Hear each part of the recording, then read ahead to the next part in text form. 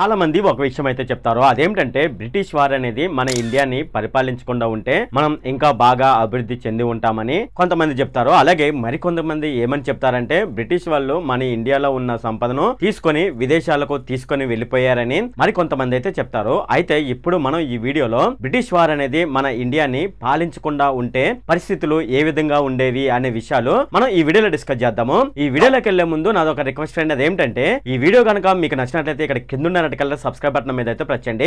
ఇలా మీరు red colour subscribe button మీద ప్రెస్ చేయడం వల్ల నేను చేసిన ప్రతి ఇన్ఫర్మేషన్ వీడియో అనేది అందరికంటే ముందు అప్డేట్ రూపంలో మీ మొబైల్ కి అయితే చేరిపోతుంది. ఇప్పుడు మనం వీడియోలోకి అయితే వెళ్ళిపోదాం. ఒక సినిమాలో ఒక హాస్య నటుడు ఒక డైలాగ్ అయితే చెప్తాడు, అదేంటంటే యాజ్ ఇట్ ఈజ్ గా ఉంది అని చెప్తాడు. సో ఆ సినిమా అనేది నాకు అంతగా గుర్తుకు రావట్లేదు. ఒకవేళ మీకు గనక ఆ సినిమా గుర్తున్నట్లయితే ఒకసారి కిందున్న కామెంట్ సెక్షన్ లో పిన్ చేయండి. బ్రిటిష్ వారు అనేది మన ఇండియాకి వచ్చి పరిపాలించకుండా ఉన్నట్లయితే యాజ్ ఇట్ ఈజ్ గా ఉండేది. బ్రిటిష్ వాళ్ళు మన దేశం విడిచి వెళ్లిపోయాక కూడా అంటే 1990 దశకంలో మన భారతదేశం యొక్క ఆర్థిక పరిస్థితి ఏ విధంగా ఉంది అని మనం చూసుకున్నట్లయితే బ్రిటిష్ వాళ్ళ ఉన్నప్పటికంటే చాలా దరిద్రంగా ఉంది. నెమ్మదిగా ఆ పరిస్థితి కంటే ఇప్పుడు మెరుగైన పరిస్థితికి వచ్చాము. అయితే ఏదైనా ఒక సంఘం కలిసికట్టుగా ఉండాలంటే వాళ్ళకు కామన్ ఎనిమీ ఉండాలి. అంటే ఆ సంఘం మొత్తానికి ఒక శత్రువు అయితే ఉండాలి, అంతే కదా. ఆ శత్రువు ఉన్నట్లయితే ఆ శత్రువు ఎక్కడ తమని అటాక్ చేస్తాడు, లేదంటే ఆ శత్రువు ఎక్కడ తమని మోసం చేస్తారని కలిసికట్టుగా ఉంటారు. ఈ రోజుల్లో చాలా మంది ఫ్యామిలీస్ కూడా అలాగే ఉన్నాయి, కలిసికట్టుగానే ఉన్నాయి. ఇకపోతే అబ్రహామిక్ మతాలకు కామన్ ఎనిమీ ఎవరైనా చూసుకున్నట్లయితే విగ్రహాలను ఎక్కువగా ఆరాధించే వాళ్ళు. ఇక గొప్ప దేశంగా చెప్పుకునే అమెరికాకైతే కమ్యూనిజం కామన్ ఎనిమీ. ఇక మన ఆంధ్రప్రదేశ్ కి చూసుకున్నట్లయితే తమిళ్ వాళ్ళు కామన్ ఎనిమీ. ఇక తెలంగాణ వాళ్ళకు చూసుకున్నట్లయితే ఆంధ్ర వాళ్ళు కామన్ ఎనిమీ. ఈ తరహాలోనే ఉంటాయి ఆ నెరేటివ్స్. అలాగే ఇండియా పాకిస్తాన్ వాళ్ళు, అలాగే ఇంకా బ్రిటిష్ వాళ్ళు కామన్ ఎనిమీ మన ఇండియాకి. ఇక బ్రిటిష్ పాలకులను మనం చూసుకున్నట్లయితే బ్రిటిష్ వాళ్ళు చెడ్డవాళ్ళు అంటారు, అలాగే రాక్షసులు అని కూడా అంటారు. అంతేకాకుండా ఒక విధంగా చెప్పాలంటే వాళ్ళు మనుషుల రక్తం తాగేవాళ్ళని, అలాగే వాళ్ళు వెదవలని మన చిన్నప్పటి నుంచి మనం టెక్స్ట్ బుక్ లో ఓదరు కొట్టి మళ్ళీ మనకు ఈ కథలను అలవాటు చేశారు. అలాగే పాకిస్తాన్ లో ఉన్న పాపులర్ కల్చర్ ని మనకు ఎనిమిని చేశారు. అయితే పాకిస్తాన్ వాళ్ళు మనకు ఏ విధంగా శత్రుత్వం ఉందని ఒక విధంగా చూసుకున్నట్లయితే క్రికెట్ లో ఇండియా అలాగే పాకిస్తాన్ మ్యాచ్ జరుగుతుంది అనుకోండి. ఆ మ్యాచ్ లో మన ఇండియా పాకిస్తాన్ పై గెలిస్తే మన వాళ్ళు తాగేసి టపాసులు కాల్చేసి వేరంగం సృష్టించే అంతగా పాకిస్తాన్ కి మనకి శత్రుత్వం ఉంది. ఇక పూర్వకాలంలో మనం చూసుకున్నట్లయితే విజయనగర సామ్రాజ్యంలో ప్రజలు 3 పువ్వులు 6 కాయలుగా, అలాగే అక్కడ అందరూ సంతోషంగా ఉండే వాళ్ళంట ప్రజలు. అయితే మీరు ఒకటి గమనించండి, అక్కడ ప్రజలకు చెడ్డ జరిగే పనులు ఏమి జరగలేదా విజయనగర సామ్రాజ్యంలో ఆ కాలంలో? కానీ వాటిని గురించి మనం ఏ పుస్తకంలో చదవలేదు. అలాగే విజయనగర సామ్రాజ్యంలో జరిగే చెడ్డ పనుల గురించి ఎవరు కూడా పుస్తకంలో రాయలేదు. అయితే ఇక్కడ నేను చెప్పబోయేదంటే నైజాం నవాబుల పాలనలో వాళ్ళు చేసిన అభివృద్ధి గురించి ఎంతమంది మాట్లాడతారు? ఎవరు మాట్లాడరు. కానీ ఎంతసేపు రజకార్లు అనే చివరి పదం, చివరి పదం తప్ప నేచురల్ ప్రాస్పెక్టివ్. అలాగే బ్రిటిష్ వారి పాలనలో మనం చూసుకున్నట్లయితే వాళ్ళు జలియన్ వాలాబాగ్ లో కాల్చి చంపారు అని మాత్రమే మనకు చెప్తారు.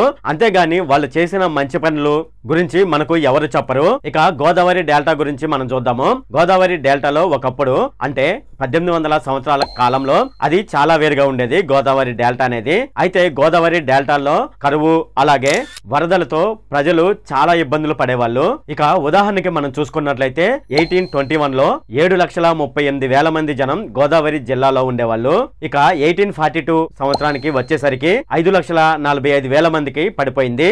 అంటే మనం ఇక్కడ గమనించినట్లయితే సుమారుగా 25% జనాభా అయితే తగ్గిపోయారు. అయితే ఇక్కడ అంతమంది జనాభా ఎలా తగ్గిపోయారని చూసుకున్నట్లయితే అప్పటి కాలంలో జనాలు కరువుతో తిండి లేక చనిపోవడం జరిగింది. అక్కడ పరిస్థితిని చూసి కొంతమంది వేరే వేరే ప్రాంతాలకు వేరే వేరే రాష్ట్రాలకు వెళ్లిపోయారు. కొంచెం డబ్బు ఉన్న వాళ్ళు మద్రాస్ రాష్ట్రానికి వెళ్లిపోయారు. ద గ్రేట్ మద్రాస్ ఫెమినా అనే పుస్తకంలో దీని గురించి చాలా స్పష్టంగా వివరంగా రాయడం జరిగింది. ఇక గోదావరి జిల్లాలో జనాభా 1952 నుంచి తర్వాత 40 ఏళ్లకు 21 లక్షలు పెరిగింది. అంటే సుమారుగా 5 టైమ్స్ అయితే పెరిగారు జనాభా. అలాగే ల్యాండ్ రెవెన్యూ కూడా 1940లో 17 లక్షల రూపాయలు, దాని తర్వాత అది వేగంగా 60 లక్షలు అయింది. ఇది బ్రిటిష్ కాలం నాటి ద్వారా పర్యవేక్షణలో కేవలం 10 సంవత్సరాల కాలంలో, అంటే 1942 నుంచి 1952 మధ్య కాలంలో గోదావరి నదిపై ఆనకట్టను నిర్మించడం వల్ల అక్కడ ప్రజలకు అలాగే వాళ్ళు వ్యవసాయం చేస్తున్న భూములకు కావలసిన నీరు దొరికింది. దాని ద్వారా వాళ్ళు వ్యవసాయం చేసుకొని ఆ విధంగా స్టెప్ బై స్టెప్ అక్కడ వాళ్ళు అభివృద్ధి చెందడం జరిగింది. గోదావరి ఆనకట్ట నిర్మించడం వల్ల అప్పటి కాలంలో ఆ గోదావరి నది నుంచి వచ్చే నీటితో వ్యవసాయం చేసేవాళ్ళు. అయితే ఇప్పటి కాలంలో చూసుకున్నట్లయితే రొయ్యల చెరువులు వేస్తున్నారు. మనకు స్వతంత్రం వచ్చిన తర్వాత గోదావరి ఉభయ జిల్లాలకు కలిపి మన దేశ ప్రభుత్వం చేసిందనేది ఏమీ లేదు.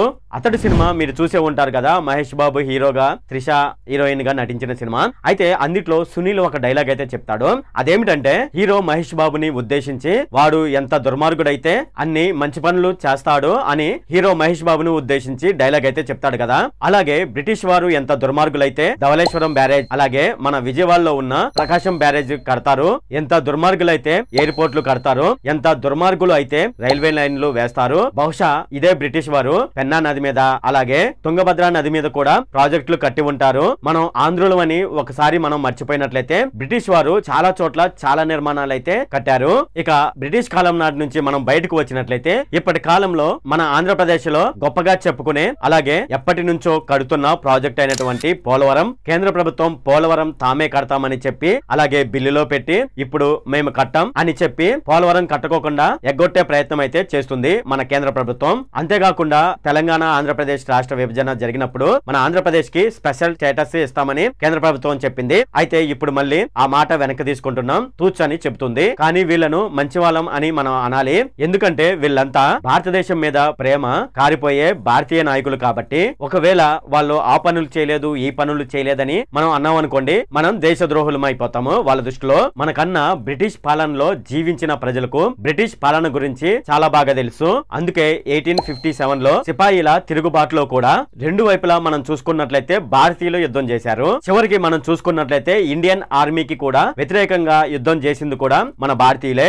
ఇక బ్రిటిష్ వాళ్ళు అంత వెధవలై ఉంటే మనం బ్రిటిష్ వాళ్ళ తరపున ఎందుకు యుద్ధం చేస్తాము? ఇక ఫైనల్ గా చెప్పబోయేది ఏంటంటే బ్రిటిష్ వాళ్ళు చెడ్డవాళ్లే, మన ఇండియన్ దృష్టిలో చెడ్డవాళ్లే. అయినా సరే వాళ్ళు ముందుగా ప్లానింగ్ గా అన్ని ఆలోచనలతో వాళ్ళు అనేక మంచి మంచి కార్యక్రమాలు చేశారు. మన ఇండియన్ రైల్వే పునాది వాళ్ళే వేశారు, ఎయిర్పోర్ట్లకు పునాది వాళ్ళే వేశారు, ఆనకట్లకు పునాదులు వాళ్ళే వేశారు, ఆ కాలంలో ప్రాజెక్టులకు పునాదులు కూడా వాళ్ళే వేశారు. మనం ఇప్పుడు కొత్తగా ప్రాజెక్టులు కట్టుకుంటున్నామో లేదో మీరే చెప్పాలి. ఎందుకంటే పోలవరం ప్రాజెక్ట్ చూసుకున్నట్లయితే అది సంవత్సరాల తరబడి నడుస్తూనే ఉంది, ఇప్పటికీ పూర్తి కాలేదు. కానీ బ్రిటిష్ వారి పాలనలో చూసుకున్నట్లయితే ప్రాజెక్టులు కంప్లీట్ చేసింది వాళ్ళే. అందుకే బ్రిటిష్ వాళ్ళు చెడ్డ పనులు చేసినప్పటికీ వాళ్ళు చేసిన మంచిని మనం గుర్తు పెట్టుకోవాలని ఈ వీడియో ద్వారా నేను మీకు చెప్పబోతున్నాను. ఇది ఫ్రెండ్ ఈ వీడియోలో. ఈ వీడియోపై మీ ఒపీనియన్ ఏంటి అనే విషయాన్ని కిందున్న కామెంట్ సెక్షన్ లో అయితే తెలియజేయండి. ఇది ఫ్రెండ్ ఈ వీడియో కనుక మీకు నచ్చినట్లయితే ఇక్కడ కిందున్న రెడ్ కలర్ సబ్స్క్రైబ్ బటన్ మీద అయితే ప్రెస్ చేయండి. అలాగే ఈ వీడియోని మీ ఫ్రెండ్స్ అండ్ ఫ్యామిలీ మెంబర్స్ కి అయితే షేర్ చేయండి. అలాగే ఈ వీడియో సంబంధించి ఏమైనా కామెంట్లు ఉన్నాయి అనుకోండి, నాకు తప్పనిసరిగా కిందున్న కామెంట్ సెక్షన్ లో అయితే తెలియజేయండి. ఈ వీడియో అంతే friend. Okay, thank you friend.